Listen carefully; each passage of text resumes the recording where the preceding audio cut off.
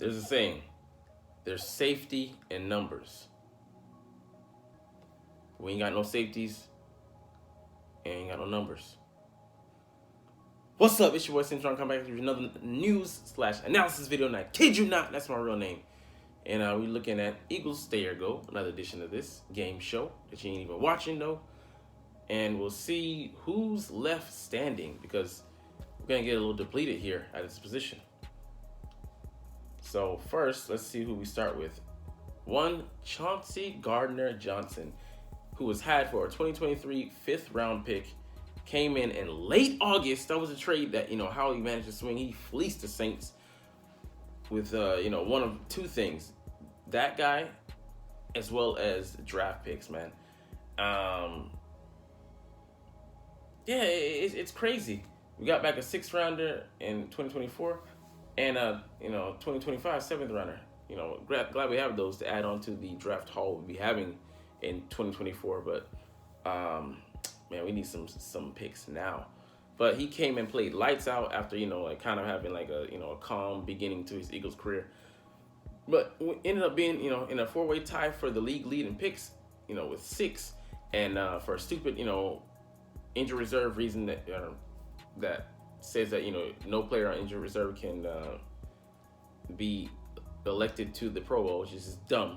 He should have been a Pro Bowler this year, but he played damn well, better than probably the starters. I don't even know who they were, but yeah, man, it's a final deal of his rookie contract, and he's gonna be a free agent. And unfortunately, I think he's already kind of said his goodbyes to Philadelphia, and just realized that he's priced himself out of this market, and we're not gonna be able to hold on to him. Big sign that we didn't franchise him, franchise tag him, and I hope that we can make a deal with him, but who knows? If he's seeking top 5 money, out of there. Top 10 could be a deal could be struck, but it's telling that we haven't restructured, try to get something done, with, I'm fine with that. Adding another deal onto, a year onto, Darius Slay's deal. I don't know if that was something that would satisfy him. We'll get to that later.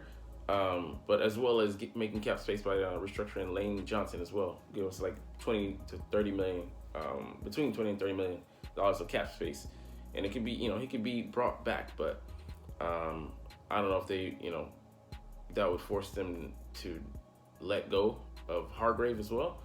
Do we see him as a more realistic option? Who knows? But he's definitely going to attract some teams, and someone's gonna pay him some big money to come and play safety for them. He showed that he can be a full-time starter there. He still excel at slot corner, so he's got a lot of hats, but he can back up his talk and wear those hats pretty well. So I mean, he's gonna be a plus for any team that signs him and knows how to deploy him and knows the position versatility he can provide. But yeah, man, the franchise tag for safety is $14.5 million. Now, just way too rich for our blood. And unfortunately, I think he goes, but man, it sucks that we don't have cap space to keep him realistically. But he'll most likely net us a compensatory pick next year, in the 4th or maybe 3rd round range, but we'll see. All right, next, Marcus Epps, 3rd on the team with 94 tackles, but no interceptions. He dropped some balls, that were thrown his way, and he was the weakest link in that secondary to be picked on when you could get around, the other guys and the spacing that they took up. So not a bad player as well, at all. But, of course, took the chagrin of, Eagles fans who saying he didn't stand out. He's not a safety that goes out there and makes plays per se, but, he's able to hold the fort and look spectacular when he has a great supporting cast like he did this past season. So, I mean, I know I'm not given the cap space, I'm not in favor of just ousting him. In a 1-year deal, prove it deal, commensurate with his level, like a low tender. While we play maybe Reed Blankenship or address that position in the draft, I'm fine with that for this year because it's a reloading, not quite a complete rebuild, but a reloading year, and we're gonna be stocked with picks, flush with picks next year. So the goal, of course, is every season is to go to the Super Bowl, but how realistic is that goal? we got to do some. We got to do some things to put ourselves in a position to be able to weather the storm that's coming, by way of who we play and the war of attrition that we're going to lose on the defensive and offensive front, with just guys running out of time on their deals. So too many free agents. Just is what it is. All right, Reed Blankenship, man, a lights out rookie free agent, priority free agent signing that we picked up out of Middle Tennessee State, where also Kevin Byard went. He had a pick off Aaron Rodgers, and it was spectacular. And he shined after getting playing time after C.J. Gardner-Johnson, who was addressed on this list, went down with the injury, and more than adequate. So could he be projected as a full-time starter? Potentially. And definitely if we lose CJ, he might get, the first dibs at filling that position. And I think he'll play decent to solidly. We'll have to see like how everybody's roles are defined and changed and marked out with a line of demarcation in this Sean Desai defense. We have no idea. We don't know yet. We will see though. But I like what we got. We were fortuitous that our scouts, did their job and very well, I might admit, in finding a jewel like him, a gem like him, a diamond in the rough that hopped over Kayvon Wallace, and rightfully so took the number 2 position. Because here's the thing, Scott, the cornerback was a mark, and marked by the opposing team's offense as weak corner for us, playing out there in the slot. And it was telling that we would play Reed at safety as a starter and have CJ drop into the slot nickel instead of putting Scott out there. So I mean, that tells you the faith that we had in him, and he played a pivotal role in the NFC Championship. He recovered a fumble for that he knocked the ball out of what's his name, Deebo Samuel's hands, and recovered the ball as well. So excellent play, and he's cheap over the next 2 seasons. So stay. And then I think we got our last safety here, maybe, or there's some other ones though. But Kayvon Wallace, just another guy, Jag. Didn't play horribly, but he's a liability. He's a depth safety and a run supporter. We saw in the NFC Championship when he got some burn. Excuse me. Yeah. He came up and made some plays, but overall, not. You don't want to see him in action out there. So, his spot's not guaranteed. We could definitely easily upgrade this, but key special teamer, and he just is what it is. Disappointment coming out of the 4th round out of Clemson. Wasn't what we thought he would be. Thought he would, develop into a starter. Who knows what he will be in the future on other teams, but a failure. But one that I'll take. Andre Chachere, the hombre. I don't know where he played, but he's a key special teamer for us, and could be back on the practice squad, and then just be called up and elevated. But I guess he's a decent guy to have, and just focusing on special teams. I don't think he's adding anything to the depth at safety there, but just an emergency safety. And he would just, in break glass in case of emergency, he would know the defense and be able to, if we had a rash of injuries there at that position, and you had to throw him into the fire. So, we can upgrade it from there. It'll be interesting to see who we either keep and or bring in. All right, but let's get to some news around the league. We're starting with some good news. Brandon Graham is set to re-sign with the Eagles for $6 million on a 1-year deal. And that's good news. I don't know. I could say maybe that's too rich for my blood. But what he did in this defense the past year, 11 sacks, a career high for him. Even at 34 years old, I don't know if he was 35 then, but he is 35 now. So contributes to his defense a lot. Mentorship, maturity. And, he's, a sign of, I think he's now the longest tenured Eagle.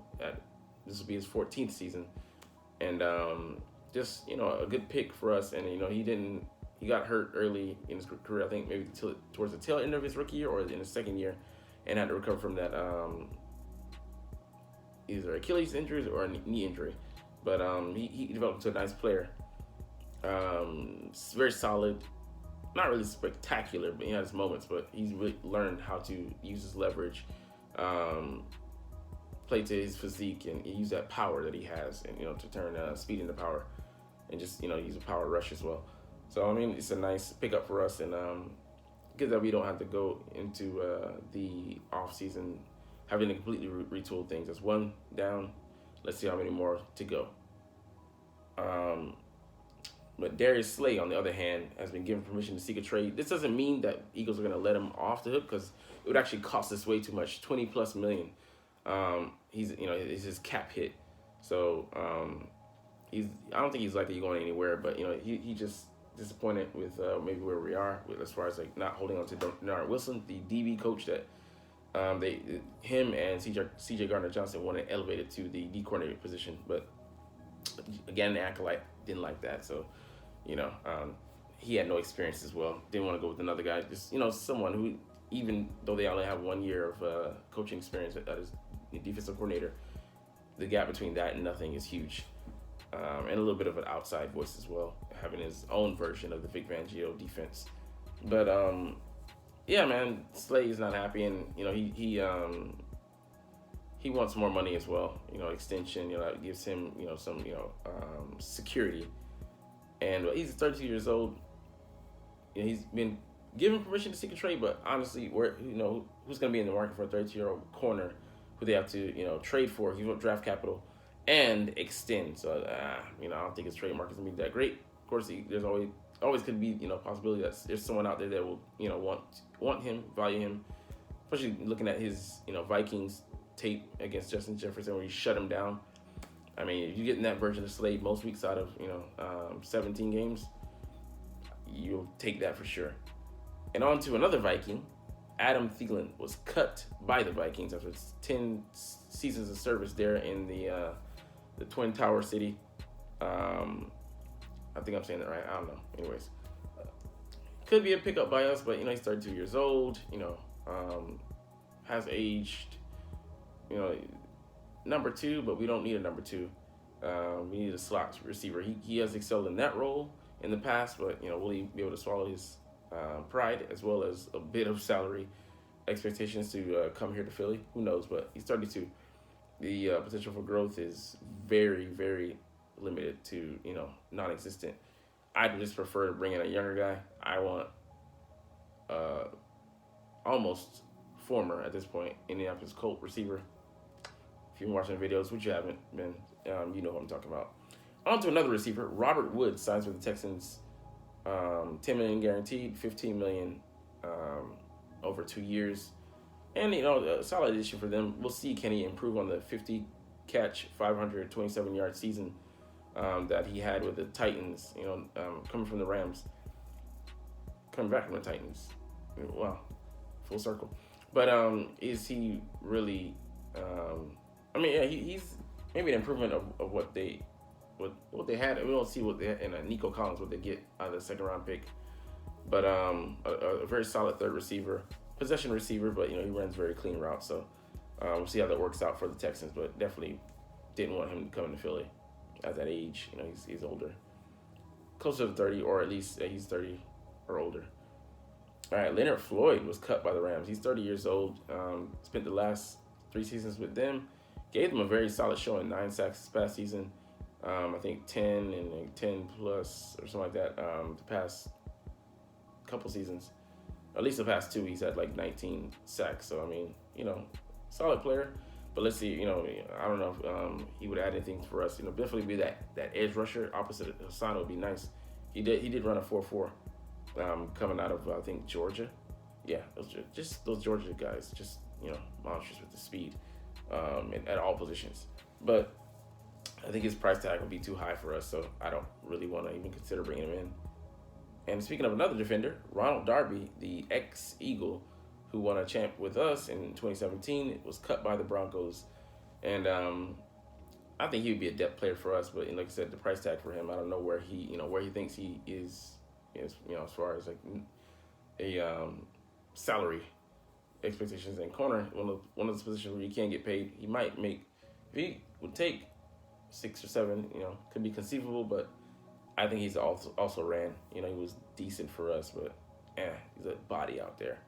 And also cut Chase Edmonds, who I would be interested in actually. He catches the ball, runs the ball, not the fastest guy, but very solid runner. I liked him with the Cardinals, and he, spent some time with the Broncos and running back needy. That's telling that they cut him. But I mean, well, they're stacked at running back too. Their second year guy who I think tore his, ACL is coming back, and I don't know if Gordon is gone. But I think they had another guy that they were relying on the veteran guy. But yeah, I mean, could be a pickup. And running back could be had for cheap. So we'll see if the Eagles fish into that market. And on to another. He's a former Dolphin, a current Dolphin. Tua had his 5th-year option picked up by the Dolphins, so they'll have him for a cheaper deal, relatively speaking, in the league. I think the 5th-year option is the amalgamation of the top 10 salaries at the position. So probably still like 15 million or something like that. Pretty high salary, maybe closer to 20 million, but still saving over what they would be paying him if they just had to pay him straight up for a new contract. But they can also negotiate a new deal and build off of that. Have that 5th-year option be technically the first year that you link to the continuing years off of that contract. But as long as he gets those concussion issues settled, has better injury health, he'll be a good starter for them. Definitely, they air that offense out, and he's under center. They have a good shot at being in any game, man. Definitely were exciting and fun to watch last year. Definitely not the concussions though. All right, a star cornerback for the New England Patriots. Another era comes to a close in New England. First Tom Brady, now another stalwart in Devin McCourty. After 13 seasons, he's calling it quits in the NFL and moving on. He's had a solid career. Like some might say, borderline Hall of Fame. But I don't know. He started out as a cornerback and transitioned to safety. I don't know if that hurts him, but I don't know. I think he's just Hall of very good. Very, very, very good player though, and he helped them win I think 3 Super Bowls, maybe more, maybe 4. But yeah, just a very reliable player for them. Belichick's gonna finally give him his flowers and talk with him, have a discussion as a player, as a person, and give him that love. But always good to see player. He stayed with one franchise his whole career. Always good to see good players. Who played the game right and respectable. Serving their community. He never was a headache, a problem off the field. Brought nothing. It was nothing but class. You salute him, Devin McCourty. Thank you for your service, sir. Enjoy your retirement. And on to making space for something. Howie Roseman creates $2.9 million worth of cap space with our kicker, Jake Elliott. He restructures with him and creates that space. So, I don't know if they're gearing up for a move or just trying to make as much space as possible. Beautiful that Howie's able to maneuver the cap like that, but I just hope it doesn't come to bite us. I know Brandon Graham, with the ghost years we had on this contract, just have to pay for that in the salary cap. So those cap penalties that are hidden, hidden numbers like in the credit card, agreement that a lot of people skip over, or negligent about reading. Yeah, I kind of want to know where all the bodies are buried as far as the cap goes, because it could come back to bite us in future years when we should be able to make moves, or we're still being restricted for from ghosts of the past. All right, Steelers. William Jackson III has been released. Cornerback. Decent guy. Came from the Bengals. Was a speedy guy. I don't know if the Eagles will look at him, but I don't want to also ran. Like I said, there's a reason that these guys are being released at this time of year. Of course, you always got to kick the tires. Always in coverage. Or his eyes too big for his plate. Was he a disciplined guy? But yeah, I don't think he factors into the equation. So yeah, just good to note. Could be emergency signing though. And Brock Purdy had successful UCL surgery, so they installed that internal retainer, and he has a 3. If he progresses well in his rehab, 3 months out, he could be throwing the ball again. That's a very good sign for the 49ers. That's only June, and still, they don't want to overtax him, put the burden on that arm. to be playing in preseason. You know what you got with him. Let him get those middle reps, and then let him just slowly come along. So good news for the 49ers. And I think that'll be their starting quarterback going forward, at least for this year. All right, let's get into the big news of today. The Bears trade the number 1 overall pick to the Carolina Panthers. All right, let's look at it here, man, because this was, seismic trade that shifted the outlook of the first 10 picks. There's going to be probably a run on quarterbacks, and then that's going to push the other guys that, have value. It'd be, the top 5 player in the draft down, because people are going to prioritize, the hard to find quarterback position. So let's see what the Panthers gave up to move up with, Frank Reich trying to find his maybe Carson Wentz at the top of the draft there and not playing any games, him being able to just choose whoever they want. Or maybe listen to a deal on draft day and get back some, of that draft capital by way of trading with someone else. But so you're in control there. And it's a lot to give up, but if you find a guy, you identify a guy that you want to hitch your wagon to, why not do what it takes to go out after him? Carson Wentz didn't work out for us, but it worked out because it played a huge part. Him leading us, I think maybe was it 11, 12 games, not win streak, but overall before he bowed out with that ACL injury, and getting us in a position to win that Super Bowl, which we did. So I'll always be thankful for him for that, regardless of how he develops or whatever in the rest of his career. But let's see, the Chicago Bears. The Chicago Bears received the 9th overall pick from the Carolina Panthers, so they swapped 1 with the 9. But here's what they really added: a 2nd-round selection this year. Number 61 overall, which isn't bad. A 1st-round pick in 2024, a 2nd-round pick in 2025, and for 10 giggles, DJ Moore, a stellar receiver with the Panthers. So, man, they made out like bandits to move up, to move down 8 spots. So, I mean, like I said, Frank Reich is looking for his quarterback of the future. Is he going to go with Anthony Richardson, C.J. Stroud, or the Alabama quarterback, Young? I want to believe. I would say C.J. Stroud or Young. There's no way you move up that much if you're not selecting one of those 2 polished guys. And the only thing knock on Young is his size. Ohio State quarterback, actually, he sees the field very well and spreads the ball out, attacks the middle of the field, intermediate route. So I mean, he's not bad. A bad option either. So I think it's one of those 2 guys. But man, they killed it, and then they got a guy.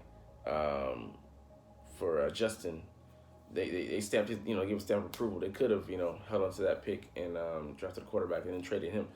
But moving forward, they're gonna go with him and got him now 2 solid receivers in DJ Moore and Chase Claypool, and then I think a nice tight end as well. So I mean, they're trying to build that offense. They're gonna continue to add pieces and see if he can make a jump similar to what Jalen did, because he's faster than Jalen, but he has to learn the position and play it the right way. So that was huge trade that shifted things in the NFL for all teams involved, 1 to 10, with the Eagles at number 10. So we'll see how things unfold, but man, exciting news already in before free agency begins in a couple of days, man. 4 days, but anyways, it's close. So we're gonna get up out of here. But you're not even watching though. But as always, it's fly Eagles fly, and let's mother and go.